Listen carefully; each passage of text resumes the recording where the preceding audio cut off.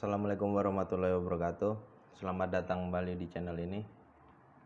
Sebelum kita lanjut videonya, jangan lupa bantu subscribe, like, and share video ini untuk membantu membangun channel ini dan belajar bersama-sama mengenai kripto.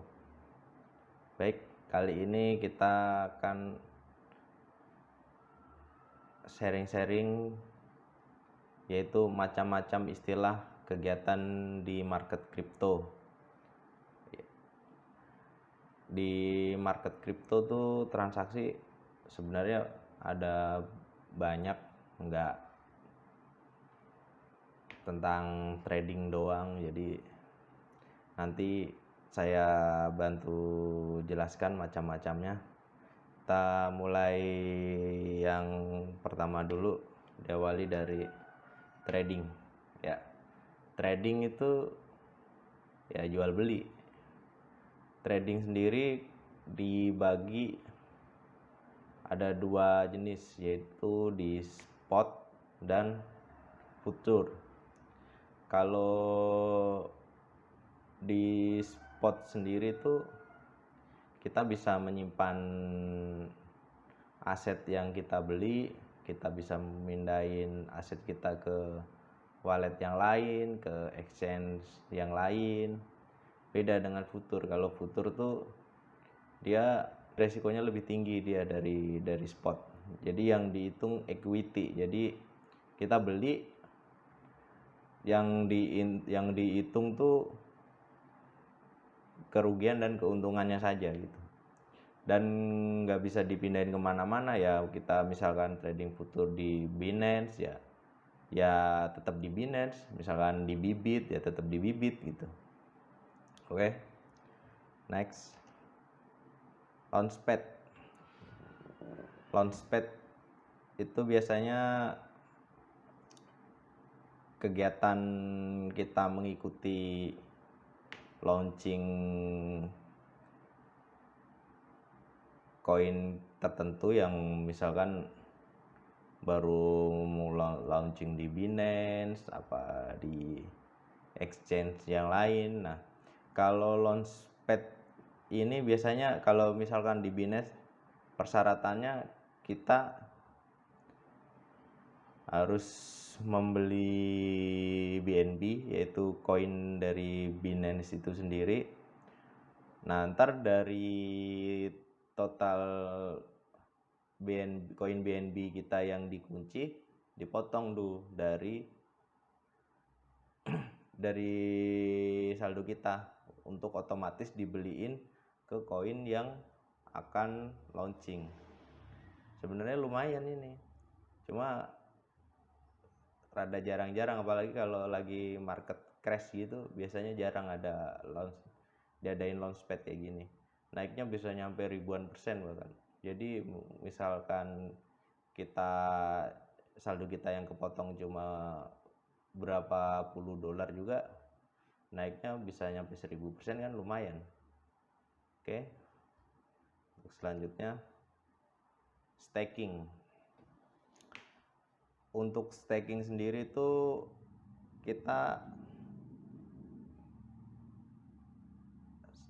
menyimpan koin kita. Jadi misalkan saya ambil contoh di Binance, ada pilihan staking tuh. Kita misalkan punya koin, ada banyak pilihannya kan, koin entah CTK, entah koin apa gitu. Nah, itu ntar ada pilihannya, kita mau lock berapa lama. Jadi kita melock koin kita dengan jangka waktu tertentu. Nah, nanti dikasih imbal balik dari hasil staking itu. Nah, jangka waktunya sih bervariasi, antara ada yang 30 hari, ada yang 3 bulan, bahkan ada yang sampai setahun sih.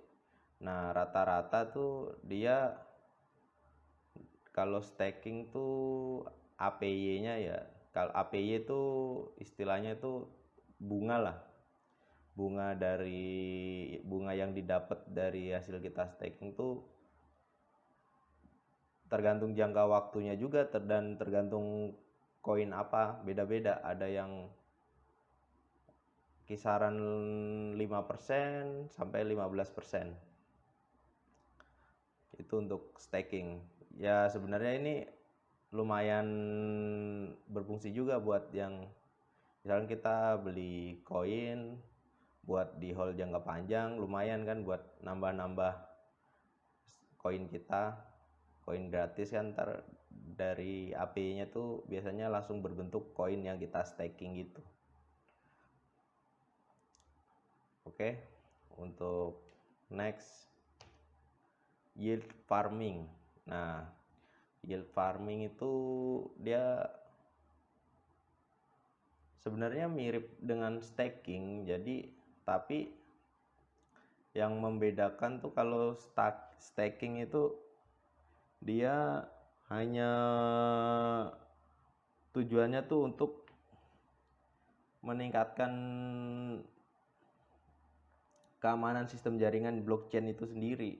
Nah, kalau yield farming itu dia kayak kalau di dunia pasar modal tuh kayak ini reksadana. Nah, kayak gitu. Jadi kita simpen koin kita di DeFi tertentu. Nah, dari DeFi tersebut akan mentransaksikan koin kita untuk mungkin ada yang butuh pinjaman modal dan lain-lain. Nah, untuk dari segi APY sendiri, yield farming ini jauh lebih besar dari staking. Dan lebih enaknya lagi dia jangka waktunya lebih mobile, jadi nggak kayak staking. Kalau staking kan dia bener-bener misalkan harus sebulan gitu, ya kita harus ngikutin sebulan buat dapetin APY yang dia ini. Nah, kalau misalkan staking itu belum nyampe sebulan kita udah tarik, biasanya ada delay tuh penerimaan kita sekitar 3 hari kalau nggak salah. Nah, kalau farming ini dia lebih mobile dia. Oke, itu aja yang mau saya share untuk kali ini. Terima kasih yang udah menonton, semoga videonya bermanfaat. Jangan lupa tinggalkan komen membangun di kolom komentar.